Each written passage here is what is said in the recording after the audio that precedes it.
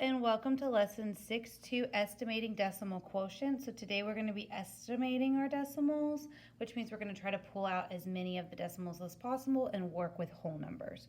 So it says 135 and 8/10 piece of construction material needs to be cut in 2 pieces that are each 16 feet long. About how many pieces can be cut? There are 3 super important words here that we need to point out. The first one's going to be about, so that we know we are estimating. The next one's each, which tells us we're multiplying or dividing. And then we have the word cut. When you're cutting something, you're making it smaller. So our 2 options for smaller are subtraction or division. Well, what do they have in common? Division. So we know we're going to be dividing 135 and 8/10 divided by 16. So now we're going to estimate. So I'm going to say 135 and 8/10 is pretty close to 135, and 5s are really easy to work with. And then I'm going to say 16 is really close to 15, and the 5 again is pretty easy to work with. So I'm going to look at making a power tower. So we're going to go 15, 30, 45, 60, 75, 90, 105, 120, and then 135. 1, 2, 3, 4, 5, 6, 7, 8, 9. So my answer is 9. To check that, I can do 15 times 9. That's going to be 45. Oops, 5. 9, 10, 11, 12, 13, which gives me 135, so we know that those match. Okay, we're going to go ahead and flip it, and we're going to keep working them.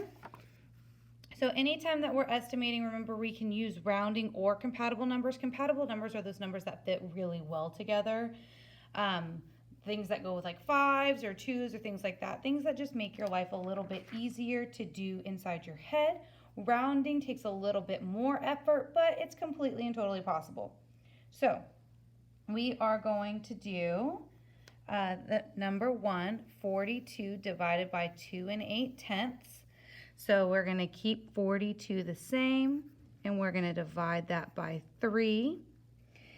And we can make a power tower, or we could also be multiplying and seeing what times what gives us 42.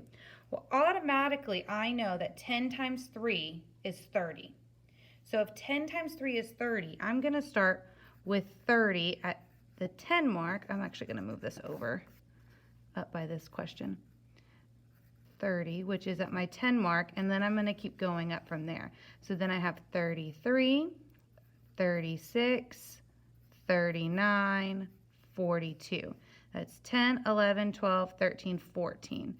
So you see I started at a particular part of my power tower and worked up from there. You don't always have to start at 1. You can kind of play with it. Otherwise, you're going to have these really huge power towers sometimes when you know you need something that's greater than 30 because we had 42 here. All right, so let's move over to number 2. We have 102 divided by 9.6. Okay, so 102 is really close to 100, and then we can divide 9.6 into 10. Well, we know how to do this. This is going to be 1 place value. This is going to make it smaller. So our decimal is here. We bring it in. Our answer is 10. 10 times 10 does equal 100. That's how I know I'm correct. 48 and 9/10 divided by 4. So we're going to go with 50 divided by 5. Well, what times 5 gives me 50? 10. So that's all we're doing here is just taking these numbers and estimating them to give us something that we can do either easily in our head or with a really quick power tower. Number 22, Mauricio scored a total of 34 and 42/100 points in 5 gymnastics events. Which number sentence shows how you could best estimate Mauricio's average score? So we're going to start with the 34 and 42/100. So we have 35, 35, 30, and 40. So which one of those do you think I can cross out automatically? D. 40 doesn't make any sense. And I'm going to circle that because that's That's just what we're looking at. That's how I know that one's wrong. So then we have 5 gymnastics events. So let's look here. We have 5, 7, and 10. Well, which one of those makes the most sense?